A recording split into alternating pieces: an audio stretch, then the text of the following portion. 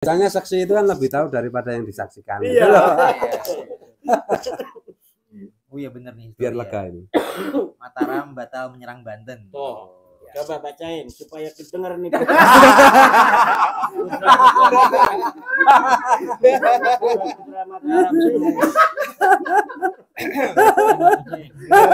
Dari HP1 loh ini. Silakan yang keras. Tidak apa-apa, ini kan secara asli. Setelah kekalahan Cirebon, Raja Mataram Sunan Amangkurat I merencanakan sebuah ekspedisi ke Banten. Waktunya ditetapkan pertengahan tahun 1652. Pamannya, Pangeran Purbaya, ditunjuk sebagai pemimpin penyerangan. Tiba-tiba, para pemuka agama memberitahu bahwa ayahnya, Sultan Agung, pada waktu akhir hayatnya telah berpesan agar senjata Mataram pertama-tama harus diarahkan ke timur, kemudian ke barat. Kalau tidak, Mataram tidak akan memperoleh berkah. Berarti pertama-tama Blambangan, jadi tafsirannya gitu ya, atau Banyuwangi, harus direbut dari orang-orang Bali yang kafir ya di sini ya, sebelum dapat menyerang kaum seagama di Banten. Ini ditulis oleh H.J. de Graaf dalam Disintegrasi Mataram di bawah Mangkurat I.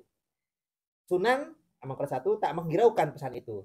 Dia malah memerintahkan para pembuat senapan dan meriam untuk membuat 800 senapan dan banyak meriam kecil dalam 1 triwulan. Setelah selesai, dia meminta meriam-meriam itu dicoba di lapangan alun-alun. Sunan juga menyuruh mencoba meriam Belanda diisi peluru yang 2 kali lipat lebih besar daripada peluru untuk meriam Jawa. Dia heran, meriam Belanda itu hanya sedikit melompat ke belakang. Jadi begitu, celuk aja gitu. Lah, durhaka sama bapaknya. Nanti dulu terus. Oh iya. Dia kemudian bertanya, apakah meriam Jawa juga bisa diisi peluru yang sama beratnya? Pembuat meriam itu mengisi meriam buatannya dengan peluru 2 kali lebih berat, kemudian ditembakkan. Meriam Jawa tak sekuat meriam Belanda. Meriam itu meledak dan hancur berantakan berkeping-keping. Keping terbesar jatuh di depan Sunan.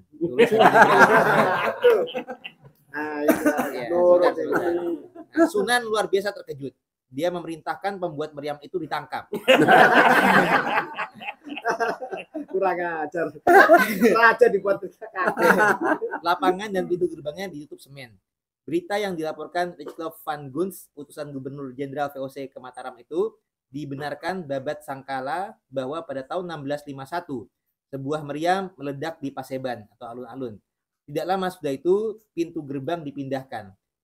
Ini merujuk kepada meledaknya meriam Jawa dan disemennya pintu gerbang ke lapangan besar. Mengapa Sunan memerintahkan mempersiapkan meriam? Menurut sejarawan Anthony Reid dalam Asia Tenggara dalam kurun niaga 1450 sampai 1680 jilid kedua, seperti halnya gajah, meriam menjadi simbol kekuatan supernatural para raja yang sanggup menggertak dan menaklukkan musuh-musuh domestik yang tidak memilikinya. Setelah lama tidak digunakan secara militer, meriam-meriam dijadikan sumber magis dan benda-benda keramat dari zaman kejayaan. Di Asia, lanjut Reid, senjata-senjata raksasa itu nampaknya tidak banyak membunuh musuh dalam pertempuran dan tidak mudah dipindah-pindahkan dalam perang seperti halnya di Eropa. Para penguasa menggunakannya dengan efektif untuk menakut-nakuti warganya. Paling tidak di Aceh dan Mataram, 2 di antara kerajaan Mesiu terbesar, meriam-meriam raksasa digunakan untuk mengumumkan perhelatan umum, menggantikan gong dan drum yang digunakan sebelumnya.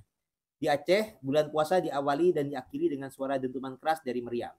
Meriam yang paling besar dan paling keramat di Mataram, sapu jagat. Selain untuk mengumpulkan penduduk, juga digunakan untuk menunjukkan kemarahan Sultan bila ingin mengusir para bangsawan kerajaannya dan untuk perkabungan istana. Sapu jagat dibuat tahun 1625 pada masa Sultan Agung berada di puncak kekuasaannya.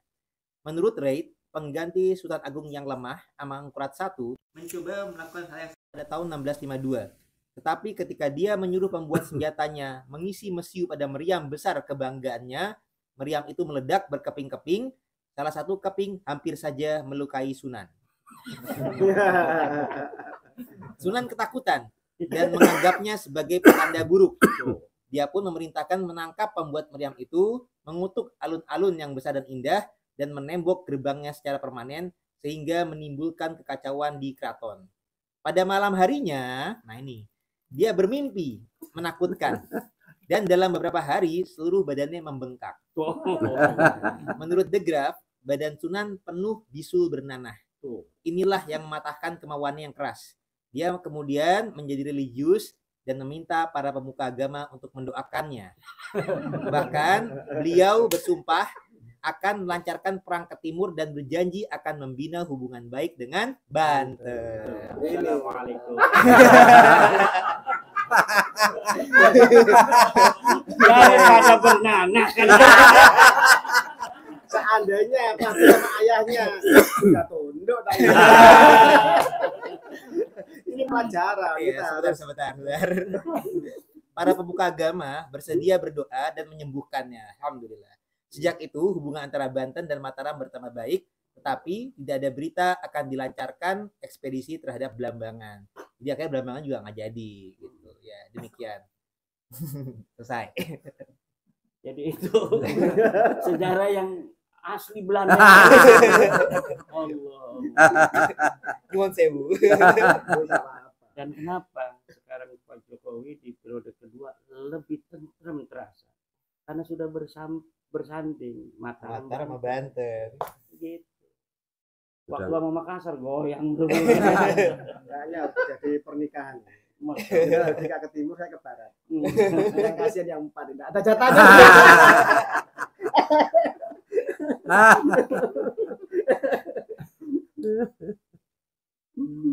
Nah itu jadi sejarawan pun mencatat hal-hal yang supranatural yang betul-betul terjadi. Karena itu real. Kalau sejarawan Belanda itu sangat selektif di dalam menulis sejarah. Hal-hal yang mitos itu tidak masuk. Tapi walaupun ini berkaitan dengan hal-hal yang supranatural, kalau itu real, dicatat. Itu Belanda. Maka kita dalam sejarah kadang-kadang merujuk pada tulisan Belanda. Karena Belanda itu musuh. Dalam mencatat jumlah pasukan itu sangat presisi. Berapa ini pasukan dari Kerajaan Banten ketika melawan VOC? Itu presisi karena itu akan berkaitan dengan strategi mereka dalam bagaimana menanganinya. Laporan perang juga soalnya. Ada berita-berita sejarah rakyat sekian puluh ribu gitu, 70.000, padahal di dalam catatan Belanda 7.000. Nah kita siapa yang dipegang? Catatan Belanda. Kenapa? Gak mungkin Belanda salah mencatat musuh jumlahnya, karena itu berkaitan dengan bagaimana pertahanan dia ke depan dalam menghadapinya. Nah, jangan juga kita belum apa-apa, itu tulisan kafir orang Belanda terjadi. Nggak boleh. Harus lihat konteksnya dulu. Iya, lihat konteksnya. Kalau bab nasab mereka ngawur. Ya. Bab nasab jangan. Karena apa? Ketika ada seorang yang menjadi utusan dari sebuah kerajaan, berdua misalnya, ini seorang pejabat tinggi, dia datang bersama ponakannya, itu dia bisa saja mencatat adiknya. Maka ketika bab nasab kita jangan berpatokan kepada data Belanda, karena hubungan kekerabatan tidak penting bagi Belanda. Yang penting adalah orangnya yang datang itu 2 orang, yang satu adalah pejabat tingginya, yang satu adiknya, padahal itu adalah ponakannya. Itu dalam membaca sejarah Belanda. Tapi dalam jumlah pasukan, berapa orang yang akan berperang itu presisi dalam mencatat, itu nggak mungkin salah. Kadang-kadang diperbesar kan cerita rakyat, 70.000, 700.000 orang, padahal hanya 7.000. Bahkan perang besar Belanda dan Banten 651 itu orang Belandanya hanya 120 orang. Yang banyak adalah budak-budak yang dibawa dari Nusantara untuk menghadapi orang Nusantara sendiri. Ketika orang Nusantara ini udah habis, 120 orang ini kabur duluan. Jadi orang-orang Eropa nggak pernah mati, jarang sekali orang Eropa mati. Hanya pada saat peristiwa Geger Cilegon itu ada 2 orang Belanda yang mati karena dia lagi ada di rumah, nggak bisa lari. Yang lainnya yang meninggal itu adalah pejabat lokal. Iya, betul. Tapi jadi religius. Tapi tadi. jadi religius, makamnya wangi utuh, ya kan. Iya. Beberapa tahun kan tetap dengan baju kebesaran, ya kan. Yang di mana? Di Yang Tegal. yang di Tegal. Yang sekarang dibangun oleh Kabupaten Tegal. Iya. Tapi akhirnya tahun berapa itu ditutup, tidak lagi diprosesikan seperti tahun-tahun sebelumnya. Kenapa ya? Oh, nggak lah. Karena di YouTube komennya semuanya nggak bagus. Saya pernah baca itu. Tapi kalau lihat kemarin kiai-kiai yang ngeyel di Pasuruan kira-kira gimana? Maksudnya? Itu proses Kata jenengan. manajemen konflik. Kata jenengan. Kalau lihat kiai kayak gini, wajar kalau Amangkurat satu bunuh ulama Saya ini. ngomong gitu. Tapi keselnya. Iya, Mungkin Amangkurat itu nggak terlalu salah. Ya, kiainya model begini. Hati-hati tapi disensor ini. Harus sensor ya. Gak enak ini mah keraton. Kemarin itu kan Gus Ahong waktu itu Adha kan saya suruh ke sini, saya minta ke sini. Dan saya bilang, dia itu mertuanya Pak Alawi yang kedua, kemudian gurunya juga Pak Alawi. Ini loh Hong, aku tahun 97 lah. Abu Yatim sama Kiai Abdurrahman itu bilang, ini Abdurrahman Wahid harus bikin partai, dan Kiai harus banyak masuk partai, dan karena Kiai itu nggak bisa urusan politik, maka banyak Kiai akan dicabut SK-nya oleh Kanjeng Nabi. Nah ini loh Hong, peristiwa ini, itu perkiraanku jauh lebih masif daripada tahun-tahun reformasi. Jadi siapa yang ikut kita, siapapun itu, dan saya saya perkirakan justru dari kelompok masyarakat bawah, bukan elit. Itu nanti akan diberi SK oleh Rasul. Dan orang-orang elit hari ini yang karena satu dan lain hal kepentingan dengan Pak Alawi akan dicopot kekiaian. Bahkan yang wali pun akan bisa dicopot wali. Oleh karena itu, Hong, kamu harus tetapkan hatimu. Ini ada berapa ini ya, saksi ya. Kamu tetapkan hatimu, kamu ikut Kiai Imad dan kawan-kawan, atau kamu ikut siapa? Karena tukhrijul hayya minal mayyit atau tukhrijul mayyita minal hayy kan gitu. Zaman Rasulullah itu sebelum Rasulullah diangkat ya Abu Sufyan itu profesor doktor. Begitu Rasulullah ada kan yang Abu Sufyan bisa dinasihati oleh Bilal. Nah ini akan terjadi seperti itu, Hong. Saat itu dia mantap. Dan ya gimana ya kan pola penyebaran informasinya sekarang lewat internet. Ini jauh lebih cepat. Dan ini sudah nggak bisa dibendung. Ini hanya ikut kita. Atau kalau tidak ikut kita, yang wali pun akan dicopot. Itu kata keturunan Amangkurat I yang disusun. Tapi bener loh, ini saya tadi mau anehnya, Bener. ada gunanya juga Amangkurat. Sejak kemarin itu saya pikir apa sih gunanya aku di leluhur Amangkurat itu? Karena kan daftarnya kan ngeri. Ya, ngeri. Jadi baru ketemu malam ini ya? Iya, ternyata ada gunanya juga. Saya itu lama tidak mau ziarah ke Sultan Agung. Jadi akhirnya saya ziarah ke Sultan Agung itu karena Bunyai Nur Watu Congol itu berkali-kali bilang, kamu itu masa nggak mau ngakui mbahmu, maksudnya Sultan Agung ya. Berkali-kali karena beliau itu orang yang kita yakini sebagai seorang wali gitu. Ya akhirnya saya nurut. Ternyata memang Sultan Agung berbeda sekali dengan apa yang saya persepsikan sebelumnya. Sejak saat itu saya merasa bahwa wah Amangkurat bisulan ya apa, tapi dapat sapangati bapak ini. Bahkan leluhur saya itu kecewa dengan Mataram tuh, kekecewaan saya banyak. Mungkin jenengan yang merasakan ya. Mulai dari Panembahan Senopati ya bahkan kita itu ya. Kemudian puncak kekecewaan itu pada Amangkurat I. Ini curhat ya. Tapi malam ini saya baru tahu bahwa Amangkurat I itu berjasa banget bagi saya lah. Karena dengan adanya bisulan itu saya bisa ketemu Kiai Imad dan bagus.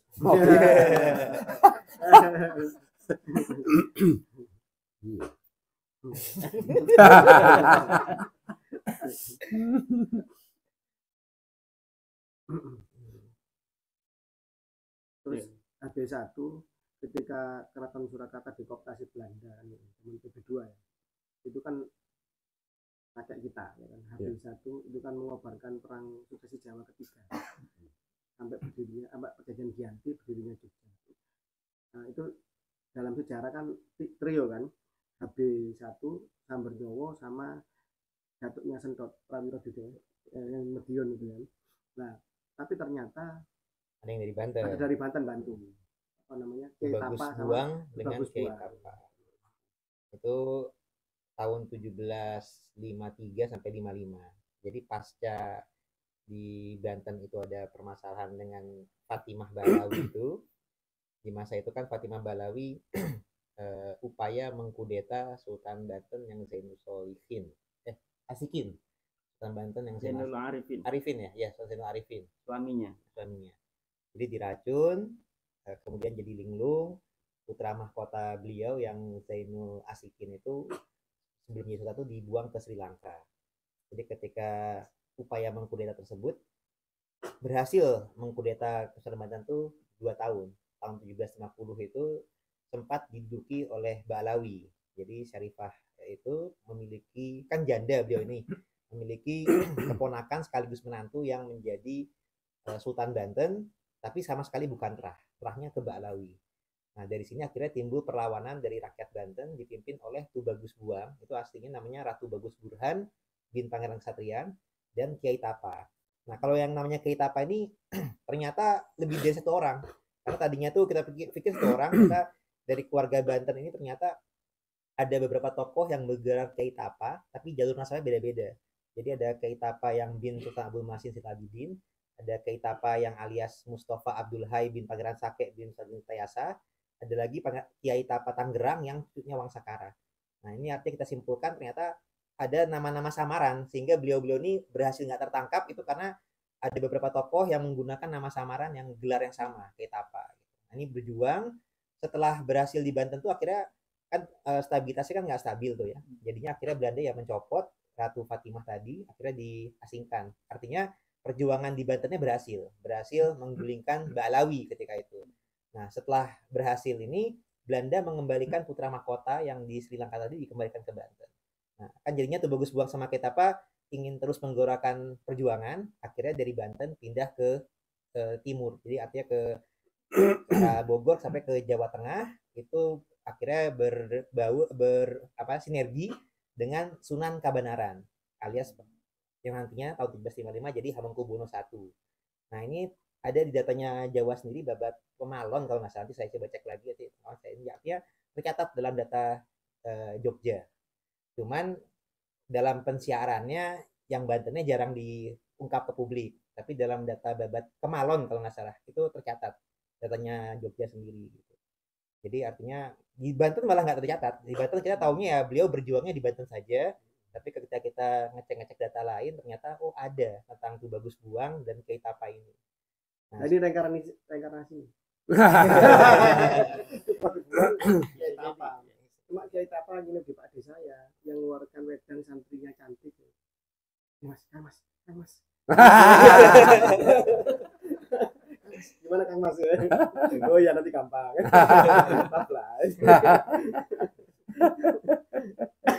2 tokoh Banten itu tokoh yang dalam perjuangan ini berhasil tidak tertangkap. Kalau tokoh-tokoh lain kan kebanyakan Tayasa tertangkap atau kayak Pangeran Diponegoro tertangkap.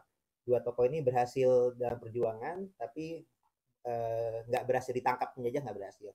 Jadi setelah Hamengkubuwono I perjanjian Giyanti itu selesai, nggak melakukan perlawanan, ya beliaunya akhirnya kembali hijrah lagi pergi dan sama sekali nggak tertangkap. Jadi ini sebenarnya perjuangan yang sukses, tapi kalau untuk diresmikan jadi pahlawan nasional tuh agak sulit, karena yang contoh kayak Kiai Tapa tadi saja ada 3 tokoh yang bernama sama, Tuh Bagus Buang pun juga ini. Jadi ada penyamaran-penyamaran yang agak sulit untuk dicatat sejarah, lokasi makamnya dan lain-lainnya, tapi perjuangannya nyata gitu. Itu ya artinya banyak juga sebenarnya para pahlawan yang tanpa tanda jasa itu ya seperti itu. Padahal sukses itu dalam perjalanan menggagalkan Balawi, nggak ketangkep Belanda, bahkan dari Banten juga artinya kan skupnya nasional, karena nggak cuma berjuang di Banten saja, tapi ternyata di Jogja pun berjuang bersama-sama Hamengkubuwono. Kalau Hamengkubuwono kan setelah selesai Priangan Giyanti selesai, ibunya Amangkurat I ke jalur Sunan Gunung Jati. Jadi sebenarnya Amangkurat I ini adalah ibunya itu adalah Ratu Batang. Ratu Batang ini punya ibu lagi namanya Ratu Ayu Sakluh binti Pangeran Dipati Cirebon alias Pangeran Suwarga bin Pangeran Pasarean Muhammad Arifin bin Syarif Hidayatullah Sunan Gunung Jati. Tapi itu pun dalam data Mataram nggak dicatat. Yang dicatat hanya garis batangnya bapaknya saja. Gitu. Jadi yang turunan Amangkurat I juga turunan Gunung Sunan Jati. Jati. Iya, jadi saudara sebenarnya. Allah. Jadi Amangkurat I.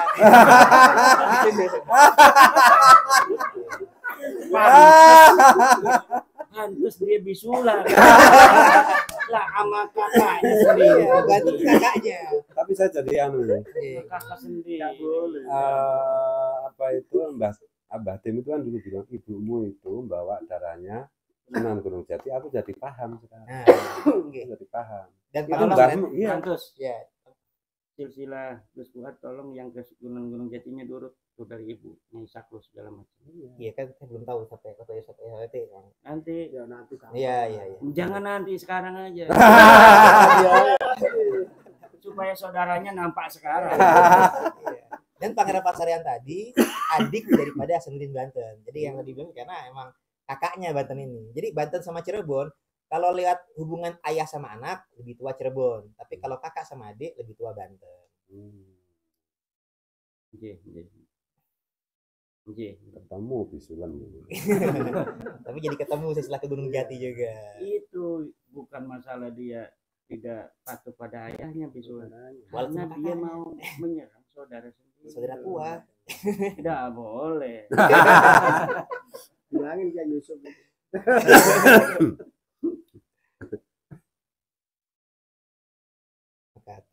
Cuma pengen istirahat dulu nih Gus. Iya.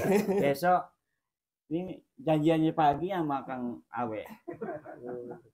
Ini datang sekarang ya, hebat ya. Kalau yang foto ini siapa? Kang Mas, yang di foto WA itu waktu muda atau gimana? Rambutnya Itu waktu muda? Oh, Masya Allah. enggak itu waktu sekarang cuma pakai wig. Udah disiapkan kan. Yang kamar satu kuncinya udah ketemu dah. Kalau ini berdua ini masih kuat, Siap. terus aja. Enggak. Ya, Masih ada 2 kamar kan? Ya, tokonya aja 4. siap. Mungkin ya. Enggak, yang mau pakai AC apa enggak? Oh ya, udah. Tapi boleh merokok ya. Boleh, silahkan bebas. Daripada bisulan. Kamu dalam istirahat. Siap. Yang ini boleh Pak? Silahkan, dibawa aja. Ya, mohon maaf ya, saya salah kata misalkan. Siap, enggak keren. Banyak yang secara tidak sengaja saya temukan. Ini the walking manuscript. Manuskrip berjalan. Wakal semua. Kalau garis ibu kan di Penegoro, jadi Amangkurat I ya leluhur juga. Gitu.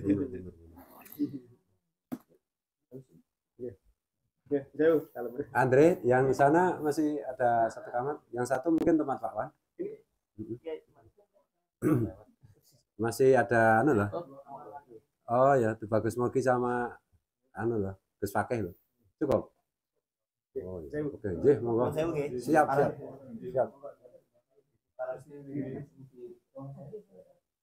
Ya, coba tanya Andre dulu Pak Wan.